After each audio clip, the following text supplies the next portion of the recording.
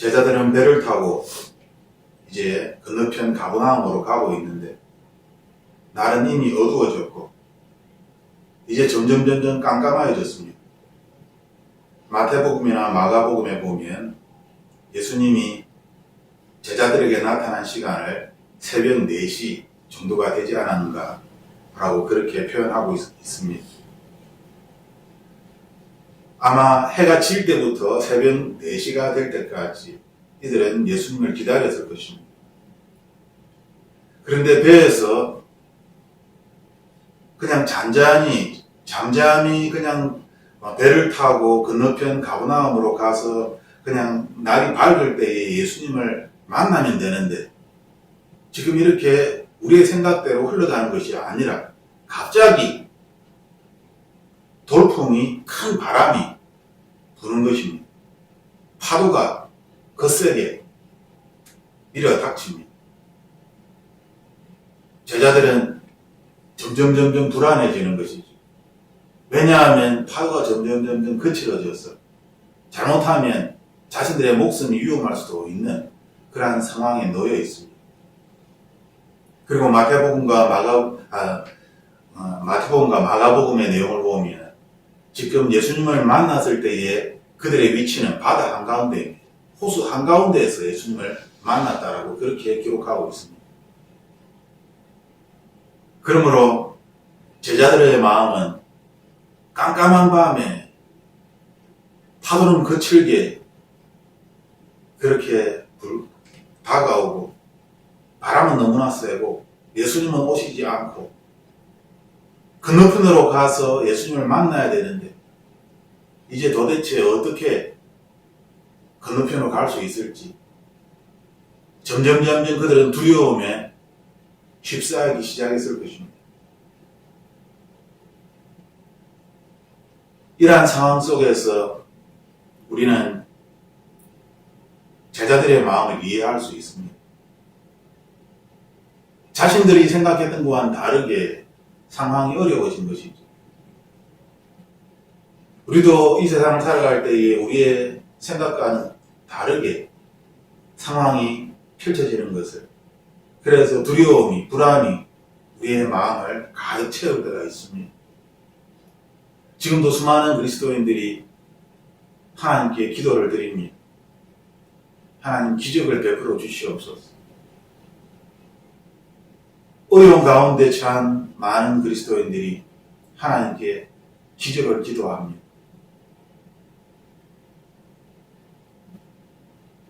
하지만 하나님으로부터 기적을 경험하는 사람들이 그렇게 많지는 않은 것 같습니다. 왜 우리가 하나님께 기적적인 그러한 것들을 이 어려운 상황에서 이 공경에서 우리를 구해달라고 하나님께 요청을 하는데 간절히 애원을 하는데 이러한 우리의 기도가 이루어지지 아니하는 것일까요?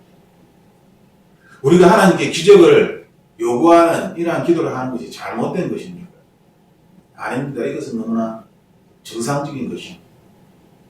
연약한 사람으로서 사람이 어떻게 할 수 없는 내가 해결할 수 없는 그러한 어려움에 처하게 될 때에 신을 찾는 것은 너무나 당연한 것입니다. 그러므로 하나님께 기적을 구하는 것을 잘못되었다라고 이야기할 수 없습니다. 그렇다면 많은 그리스도인들이 기적을 하나님께 구할 때에 왜 하나님께서 그들의 기도를, 우리의 기도를 응답해 주시지 않을까요? 우리는 이 본문에서 그 이유를 찾을 수 있습니다. 우리의 기도가 응답되지 아니하는 이유는 우리의 생각에 한계가 있기 때문입니다. 우리는 자연의 법칙을 따라서 자연의 순리에 맞춰서 그렇게 생각을 합니다. 왜냐하면 그렇게 살아왔고 세상이 그렇게 돌아가기 때문입니다. 양육강식에 강한 자가 약한 자를 다스리는 그러한 세상입니다. 이러한 자연의 법칙에 우리는 너무나 익숙하고 또한 이러한 자연의 법칙에 따라서 세상이 실제로 그렇게 이루어져 왔습니다. 강한 나라가 약한 나라를 다스리는 것입니다. 하지만 이러한 자연의 법칙에 따라서 우리가 하나님을 믿을 수는 없는 것입니다. 우리가 하나님을 믿는 이유는 이러한 자연의 이치가 아니라 사람이 할 수 없는, 과학이 할 수 없고 의학이 할 수 없는, 인간의 한계를 뛰어넘는 이러한 것들을 신이라면 이것을 할 수 있을 것이다 라고 기대하기 때문에 많은 사람들이 신을 찾는 것입니다. 그러므로 우리가 자연의 한계에 맞추어서 우리의 생각이 자연의 한계에 갇혀 있다면 우리들은 하나님께서 하나님의 놀라운 그러한 일을 우리를 위하여 행하실 때에 그 놀라운 기적을 보면서도 그것을 나를 위한 것이다. 그것이 하나님께서 나에게 주신 것이다. 하나님께서 자신을 나에게 보여주신 것이다. 라고 깨달을 수 없습니다. 그 이유는 우리의 생각이 세상의 이치에 갇혀있기 때문입니다. 예수님께서 놀라운 기적을 행하였을 때에 수많은 사람들이 예수님을 따라갑니다. 하지만 그들이 곧 예수님을 떠나지요.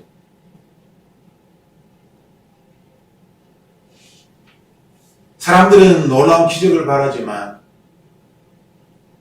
그렇지만 예수님께서 그 기적을 보여주었음에도 불구하고 자신들이 생각하는 그러한 자신의 의식주, 자신의 필요를, 그러한 것들을 해결해주는 그러한 메시아가 아니라면 굳이 예수님이 저 메시아가 나와 무슨 상관이 있을까? 라고 생각을 하는 것입니다. 우리가 하나님께 기도하는 것은 나의 필요를 하나님께서 채워줄 수 있기 때문이다 라고 믿기 때문이죠. 많은 초신자들이 하나님을 찾는 이유는 사람의 필요에 의한 것입니다. 하지만 우리가 하나님의 말씀을 읽어보면 하나님께서는 때때로 연약한 사람의 모습을 보시며 놀라운 기적을 그 사람에게 보여주시고 그 사람을 도와주십니다. 하지만 이것이 하나님의 일반적인 방법은 아니다라는 것을 우리는 알 수 있습니다. 왜냐하면 모든 사람들에게 공평하게 그렇게 하나님께서 기적을 다 일으키신 것이 아니기 때문입니다. 나는 저 사람보다 더 예배 생활을, 기도 생활을, 말씀 생활을, 신앙 생활을 했는데, 더 열심히 했는데, 저 사람은 교회도 잘 나오지 아니하고, 헌금도 잘 드리지 아니하고, 전도 활동도 하지 않는, 내가 보기에는 그냥 교회에 왔다 갔다 하는 사람인데, 어떻게 저 사람에게 하나님께서 저렇게 놀라운 은사를, 놀라운 능력을 부어줄 수 있는가? 나는 이해할 수 없다. 이러한 일들이 우리 교회에 자주 일어나는 것입니다. 그렇다면 하나님께서 공평하지 아니하신 것입니다. 내가 열심히, 저 사람보다 더 열심히 신앙생활을 했는데, 그런데 나는 받지 못하고 저 사람은 받았기 때문에 하나님이 불공평하신 것입니다. 우리는 그렇지 않다는 것을 하나님의 말씀을 읽으면 읽을수록 더 분명하게 알 수 있게 됩니다. 우리의 문제는 세상의 법칙에 따라서 give and take, 내가 주었기 때문에 내가 당연히 받는 것이다. 내가 주는 만큼 내가 받을 수 있다 라는 세상의 법칙에 따라 하나님을 믿기 때문이지. 많은 종교 지도자들이 이렇게 당신이 주는 만큼, 당신이 얼마나 예배에 참석하고 당신이 얼마나 하나님께 헌금을 드리느냐에 따라서 하나님으로부터 상급을 받을 수 있다 라고 그렇게 가르치는 그런 거짓된 사람들도 있습니다. 하지만 우리가 말씀을 읽어보면 말씀은 처음부터 끝까지 하나님의 은혜이다. 거저 주었다. 공짜다. 라고 우리에게 말씀하고 있습니다. 하나님을 믿는 것은 내가 무엇을 했기 때문이 아니라 예수 그리스도의 이름을 내가 믿음으로 말미암아 행위에서 난 것이 아니라 하나님께서 우리에게 선물로 주신 것이다 라고 분명히 우리에게 말씀하고 있습니다. 세상의 법칙이 아니다라는 것입니다. 세상은 이것은 불가능합니다. 하지만 하나님의 법칙은 은혜로 그냥 주시는 것입니다. 그러므로 우리들은 이러한 세상의 법칙에 따라서 하나님을 믿는 것이 아니라 세상의 법칙에 따라서 성경을 보는 것이 아니라 하나님의 말씀의 법칙에 따라서 성령의 법대로 우리는 성경을 읽고 하나님의 음성을 들으려고 해야 하는 것입니다. 두 번째, 우리가 하나님께 기적을 바라지만 그 기적을 받지 못하는 이유는 나 자신이 바뀌어져 가는 상황에 나 자신이 적극적으로 대응하기 때문입니다. 세상은 이것을 가르칩니다. 이것이 옳다라고 이야기합니다. 변화되는 세상에 따라서 우리가 변화되어야 한다라고 가르칩니다. 이것이 옳은 것처럼 보입니다. 하지만 하나님께서는 우리에게 말씀하십니다. 진리는 변하는 것이 아니다라고. 그런 사람들이 이야기합니다. 진리는 변하는 것이 아니지만 진리에 대한 우리의 대응은, 우리의 반응은 그 어떤 환경에 따라서 바뀌어야만 한다라고 그렇게 가르치는 것이죠. 그것이 많은 사람들이 옳은 것처럼 여기지만 우리는 말씀을 보면 그렇지 않다라는 것을 알 수 있게 됩니다. 진리에는 사람의 어떤 대응이 아닙니다. 어려운 상황이 펼쳐졌을 때에 그 상황에 따라서 내가 최선을 다해서 대응하는, 변화되는 그러한 어떤 상황에 따라 내가 맞추어 나가는 그러한 것이 아니다라는 것을 우리는 성경을 통하여 쉽게 발견하게 됩니다. 진리는 진리입니다. 하나님께서 하나님의 일을 한순간에 이루시는 것입니다. 한순간에 하나님의 능력으로 모든 것이 한순간에 바뀌는 것입니다. 기적이 나타나는 것이지. 그것을 성경은 계속 구약, 신약 계속 기록하고 있습니다. 하나님께서 놀라운 기적으로 하나님의 사람들을 돌보시고 계시다는 것을 성경을 통하여서 기록하고 있습니다. 하나님의 일이면 하나님이 하시는 것입니다. 하나님의 사람들은 하나님께서 하심을 믿고 끝까지 참고 기다리는 것이 우리의 일이다라고 성경은 가르치고 있습니다. 하지만 거짓 목자들은 상황에 따라서 우리가 바뀌어야만 한다라고 그렇게 가르치는 것이죠. 세상의 그러한 가치관과 세상의 그러한 방법과 똑같이 하나님을 믿는 사람들도 최선을 다하여서 그렇게 해야 된다. 그래서 우리가 누군가가 아프면 우리가 기도할 때에 이렇게 기도를 대부분이 합니다. 좋은 의사를 만나게 해주세요. 좋은 병원에 가게 해주세요. 좋은 사람을 만나서, 좋은 친구를 만나서 좋은 약을, 내가 생각지도 못한 그러한 좋은 약이 나와서 그 좋은 약을 먹고 내가 낫게 해주세요. 수술을 받아야 하는데 좋은 의사를 만나서 정말 상처가 잘 아물고 부작용이 생기지 않는, 우리의 이성으로 생각할 수 있는 그러한 좋은 것들을, 그러한 것들을 하나님께 기도하며 하나님의 뜻이 내 삶에 이루어졌다라고, 기적이 내 삶에 나타났다라고 그렇게 사람들은 이야기합니다. 즉 내 생각의 범위 안에 하나님이 있다는 것이죠. 나의 생각을 뛰어넘어서 하나님이 계신 것이 아니라 내 생각으로 내가 이해할 수 있는, 내가 설명할 수 있는 범위 안에 하나님이 있는 것입니다. 그리고 그것이 옳다라고 그렇게 교육을 받았고 그렇게 믿고 있습니다. 하나님께서는 우리에게 오늘 19절에 이렇게 말씀하십니다. 제자들이 노를 저 신여리쯤 가다가 예수께서 바다 위로 걸어 배에 오심을 보고 두려워하거늘 예수님께서 지금 바다 위를 걸어서 제자들에게 오고 있습니다. 그런데 만약 이 상황이 잔잔한 바다 위를 예수님께서 걸어서 오고 있다니 그거는 뭐 받아들일 만합니다. 아름되지 않지만 그래도 잔잔한 바다니까. 그런데 지금 우리가 앞에 구절에 보듯이 지금 돌풍이 불어서 파도가 거세게 지금 불고 있는 것입니다. 바람이 거세게 불고 있고 파도가 거세게 지금 높은 파도가 지금 일고 있는 것이죠.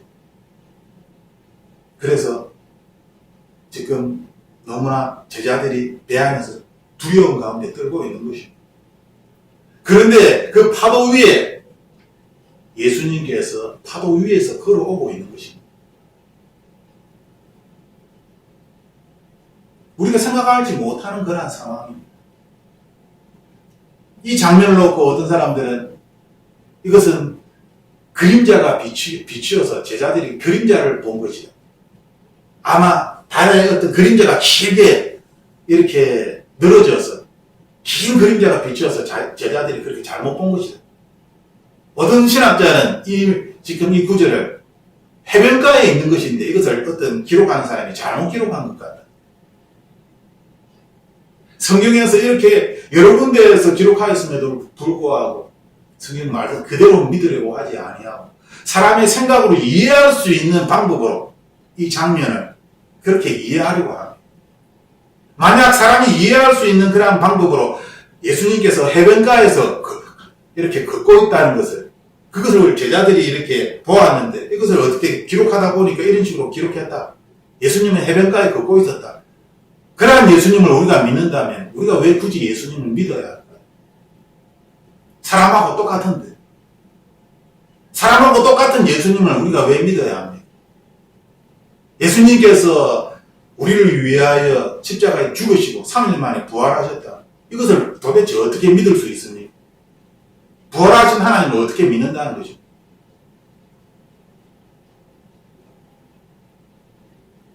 예수님께서 하나님 나라로 승천하셨다. 그것을 수많은 사람들이 하늘로 올라가는 예수님을 보았다.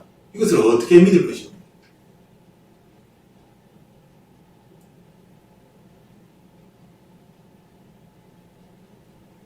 이 시대가 악하다는 것은 똑똑한 사람들이 하나님의 말씀을 인간의 이성적인 범위 안에서 자꾸 엉뚱하게 해석을 한다는 것입니다. 그리고 많은 사람들이 자신이 이해할 수 있는 그러한 하나님을 믿으려고 한다는 것이지. 우리의 삶에 기적이 나타나지 않는 그 세 번째 이유는 성경에서 이야기하는 이 기적은 사람들이 이해할 수 있는 기적이 아닙니다. 이를테면 내가 하나님께 기적을 기도할 때에 그 기적은 내가 이해할 수 있는, 내가 설명할 수 있는 그러한 기적을 하나님께 기도합니다. 대부분의 사람들이 그렇게 기적을 기도하죠. 예를 들면 내가 아주 아픕니다.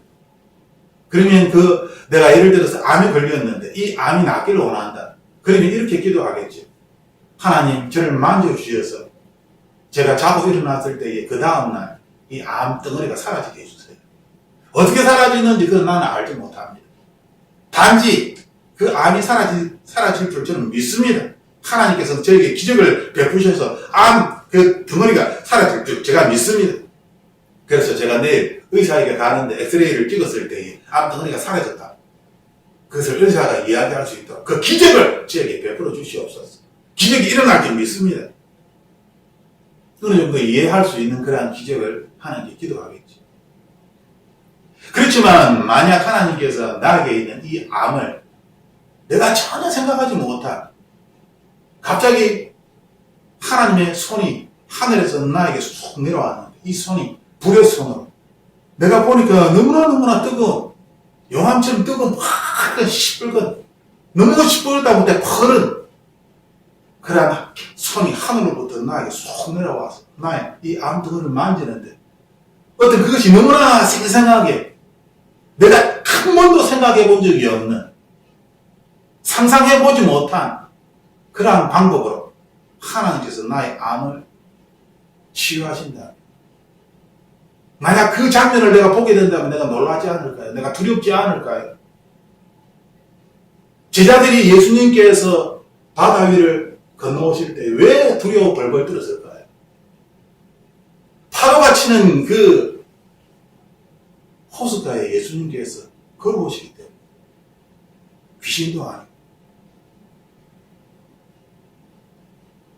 자신들이 상상할 수 없는 모습으로 예수님이 오셨기 때문에 우리가 상상할 수 있는 범위 안에서 예수님이 오신다면 우리가 상상할 수, 이해할 수 있는 범위 안에 예수님이 계시기 때문에 우리들은 그것을 받아들일 수 있습니다. 깜짝 놀랄 수도 있지만 그럼에도 불구하고 우리는 받아들일 수 있습니다.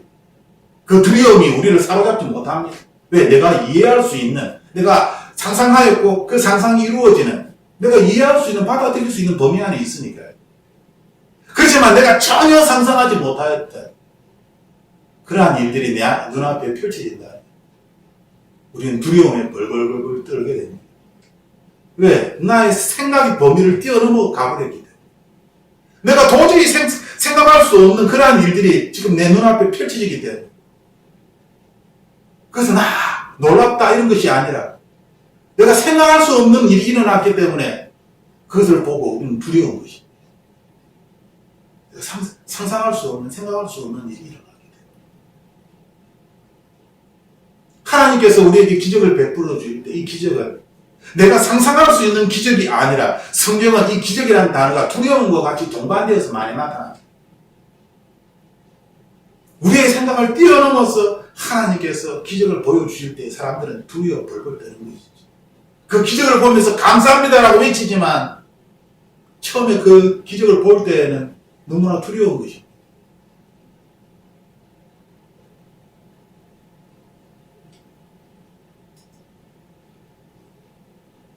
우리는 있는 그대로 받아들이면 됩니다. 있는 그대로 받아들이면 되는데 이 있는 그대로 받아들이는 것이 사실 두려운 것이죠. 왜? 내가 상상할 수 없는, 내가 이해할 수 없는 그 일이 일어났기 때문에. 그것을 다른 사람에게 설명하고 싶은데 그것을 내가 설명할 수가 없습니다. 나도 이해할 수 없는 일이 일어나고 있는데, 나도 이해가 안 되는데, 나도 스스로 설명할 수 없는 일이 일어나고 있는데 이것을 어떻게 다른 사람에게 이해를 시키고 이것을 어떻게 설명할 것입니까?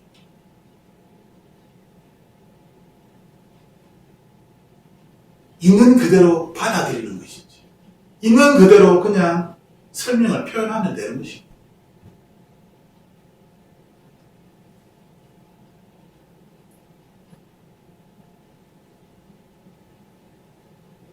내가 이해할 수 있는 사람의 생각에 갇힌 그러한 기적을 하나님께 요구할 때에 그 기적은 나의 생각의 범위 안에 있는 것입니다. 나의 이성의 범위 안에 있는 것이지. 그러므로 그 기적이 일어났을 때에 그 기적은 인간의 말로 설명을 할 수가 있는 것입니다. 하나님은 그것을 원치 않습니다.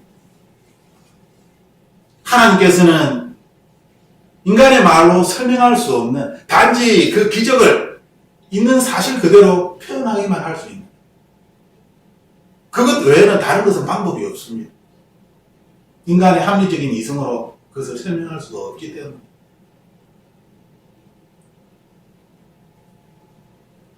그러므로 하나님께서 우리에게 보여주시는 기적은 우리의 생각을 뛰어넘는 기적입니다.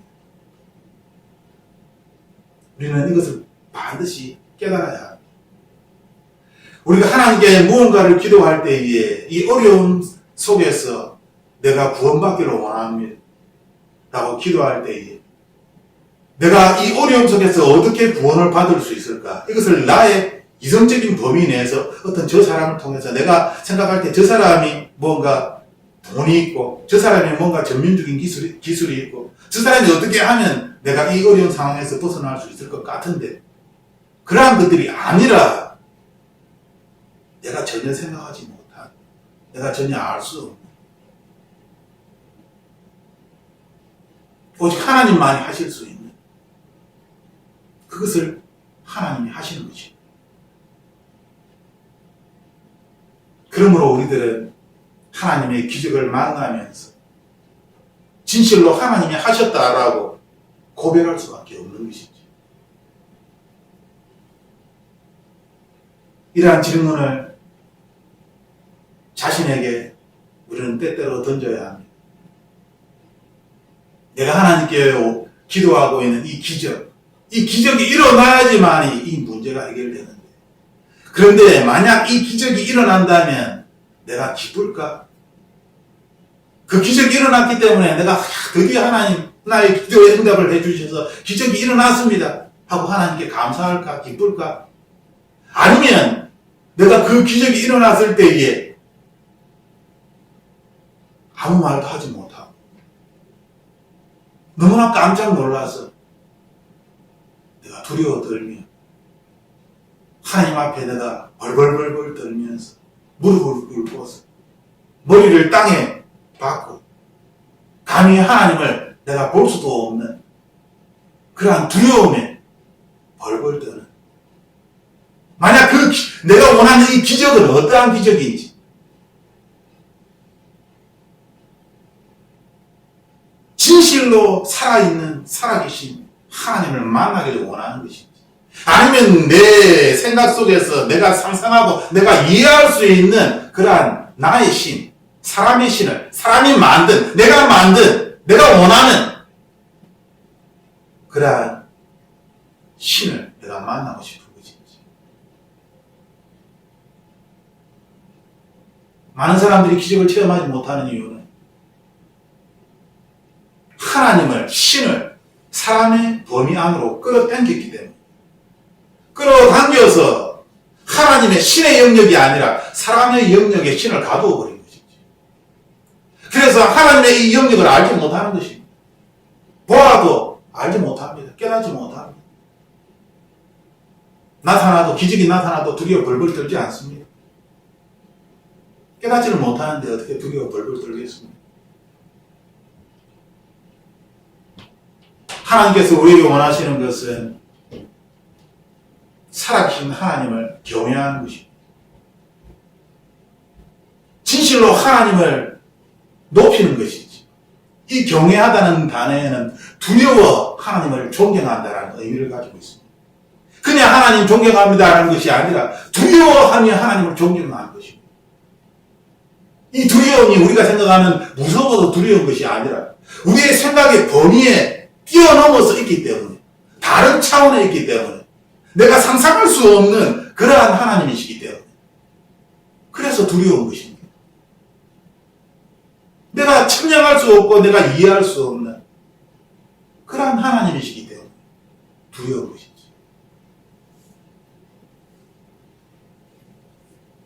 하나님께서는 우리에게 좋은 기적을 기도하라라고 그렇게 말씀하시는 것이 아니라 두려운 기적을 기도하라라고 이렇게 말씀하시는 것입니다. 우리에게 바라시는 것은 두려운 기적을 바라라. 그 두려운 기적을 바라보라 라고 우리에게 요구하시는 것입니다. 내가 생각할 수 있고 내가 이해할 수 있는 이러한 기적이 나타나서 이 문제가 해결되면 좋겠어요. 하나님은 도구가 아닙니다. 나의 문제를 해결시켜 주시는 그러한 어떤 해결사가 아닙니다. 잠깐 해결시켜 주시고 또 떠나버리시는 그러한 분이 아니십니다. 하나님은 신이십니다.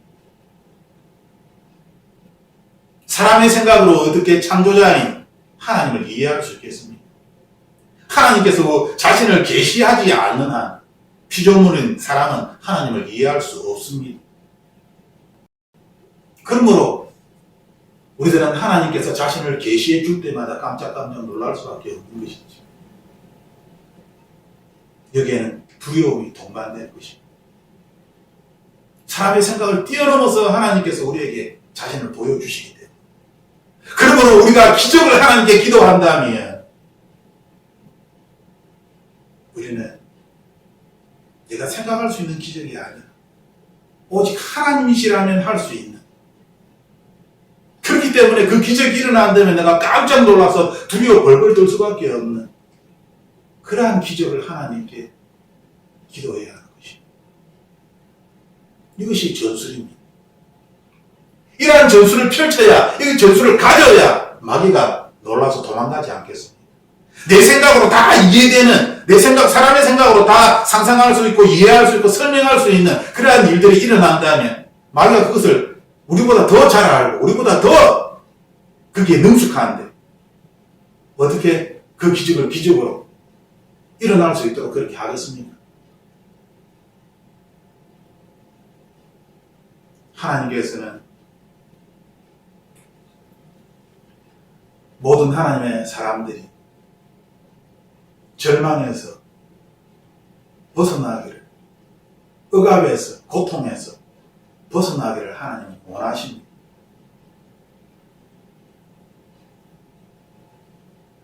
하지만 그 상황 속에서 우리가 벗어나지 못하는 것은 우리가 하나님의 이름을 외치며 울부짖지만 우리는 여전히 사람의 생각에 갇혀서 하나님을 판단하고 하나님과 어떤 니고시에이션을 하고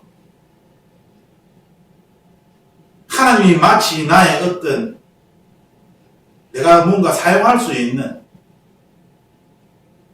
내가 어떻게 컨트롤할 수 있는 그러한 분인 것처럼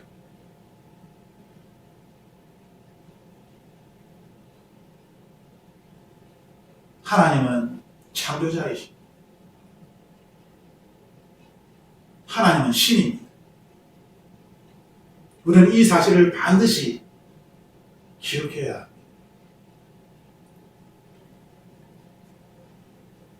20절 말씀에 보면은 두려워하지 마라.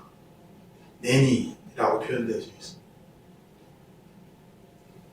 제자들이 두려워할 때에 예수님께서 말씀하십니다. 에고 에이미. 이 에고 에임이라는 단어는 예수님께서 자신이 하나님의 아들이시면 메시아이시면 하나님이시면 그것을 설명하실 때에 쓰는 그런 표현입니다. 지금 이 장면에서 예수님께서는 에고 에이미라는 표현을 제자들에게 하신 것입니다. 그래서 너무나 감사한 것이지. 에고 에임이라고 예수님께서 말씀하셨기 때문에 내가 바로 스스로 있는 하나님이시다. 내가 바로 하나님의 아들이며 하나님. 내가 바로 온 이 자연 만물을 만들고 다스리는 하나님이다. 에고 에이미. 두려워하지 마라.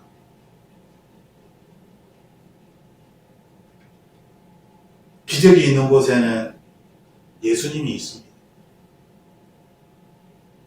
어디에서 예수님을 우리가 만날 수 있을까요? 잔잔한 일상생활 속에서 예수님을 만날 수 있다면 그것이야말로 진심으로 감사한 일입니다. 하지만 대부분의 연약한 사람들은 기적적인 상황이 일어났을 때에 그때 이 기적을 통하여서 하나님을 만나게 됩니다. 즉 기적이 있는 곳에 하나님이 계시다는 것이죠. 이 에고 에이미가 기적이 있는 곳에 있다는 것입니다. 그렇다면 하나님을 만나고자 한다면 우리는 어떻게 해야 될까요? 무엇을 하나님께 기도해야 될까요? 하나님은 이 기적이 있는 곳에 하나님이 계시기 때문에 하나님께 기적을 기도해야 되지 않을까요?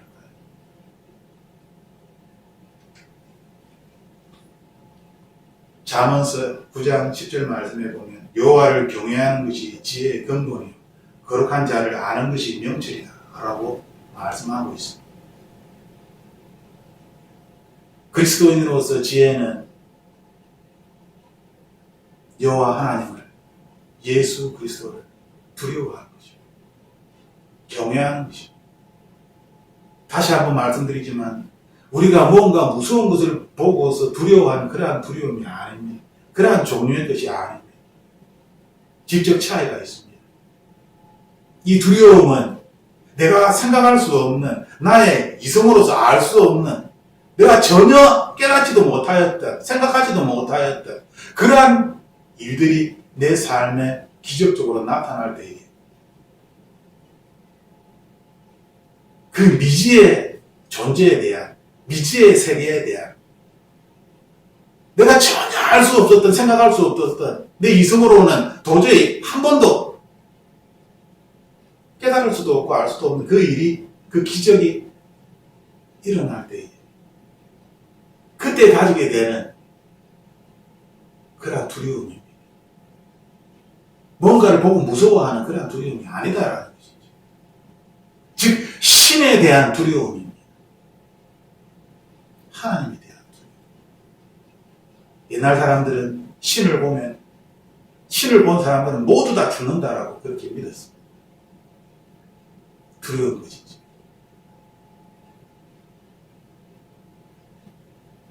여호와를 경외하는 것이 지혜의 근본이다라고 분명히 우리에게 말씀하셨습니다.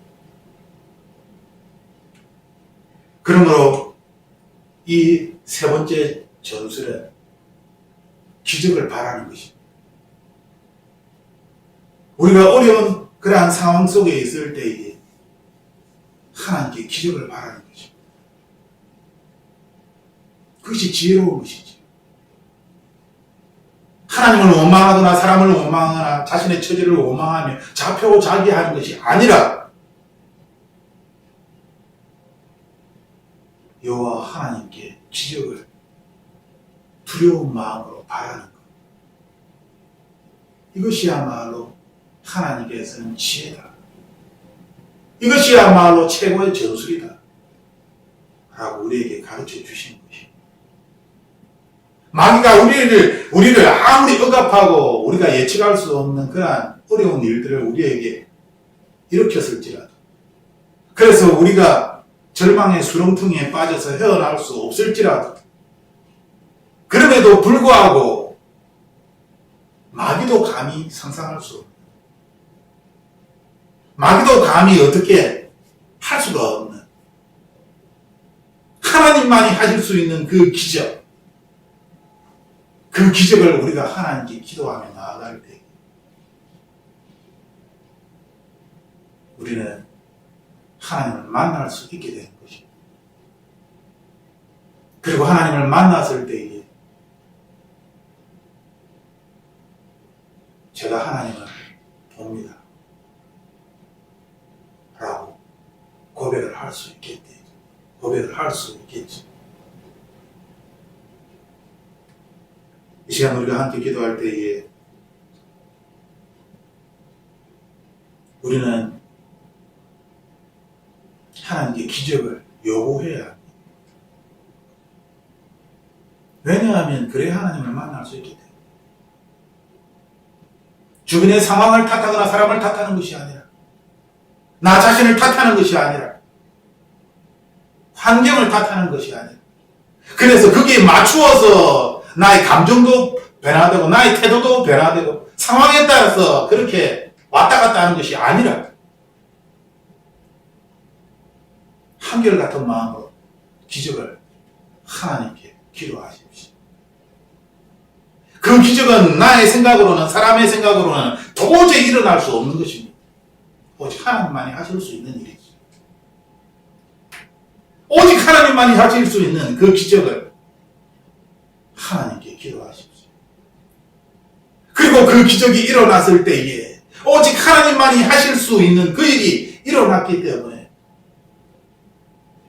우리들은 두려움으로 하나님께 감사를 드릴 것입니다. 그리고 입술로 고백하겠지요. 진실로 하나님 감사합니다. 나의 영혼이 기뻐합니다. 내가 주님의 얼굴을 봅니다.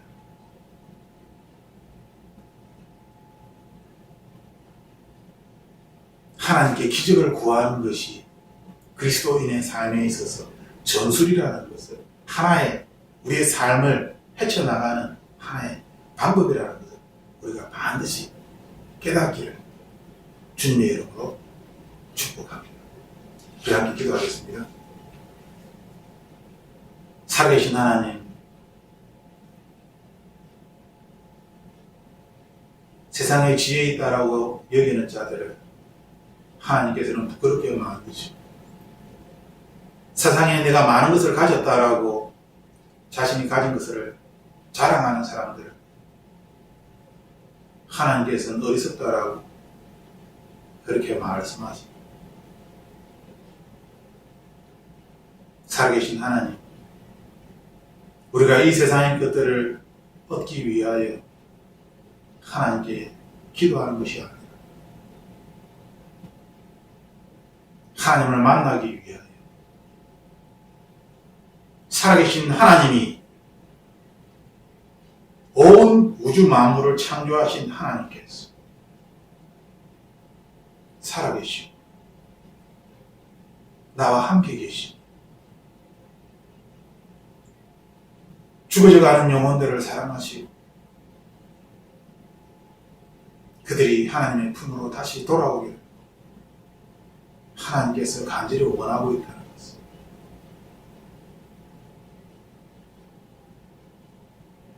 시간은 흘러가고 마지막 때는 점점 가까워옵니다. 하나님께서 말씀하신 것처럼 사람들은 이 세상을 즐기며 이 세상 속에서 자신이 필요한 것들을 마음대로 하며 이 세상에서 만족을 누리며 세상의 즐거움을 추구하며 살아갑니다. 주님께서 하나님 나라의 잔치에 우리를 초대하였을지라도 나의 마음이 세상에 빠져 있어서 하늘의 이 놀라운 사랑을, 이 놀라운 축복을 알지 못하고 이 세상의 것들만을 놓고 기도하는, 이 세상의 것들만을 달라고 하나님께 외치며 우는 한없이 어리석은 우리들을 용서하여 주시옵소서. 기적이 있는 곳에 하나님이 있음을 믿습니다. 그러므로 하나님께 기적을 요구하며 기도합니다. 내 삶에 기적이 나타나기를 하나님께 기도합니다. 기적이 목적이 아니라 하나님을 만나기 위함입니다. 내가 믿는 하나님께서 진실로 살아계시며 능력이 있음을, 하나님의 약속의 말씀이 참임을 내가 진실로 믿고 나의 이 믿음으로 하나님을 기쁘시게 하며 나의 이 믿음으로 죽어져가는 영혼들을 그들에게 하나님의 말씀을 전하기 위함입니다. 살아계신 하나님, 도와주시옵소서. 도와주시옵소서.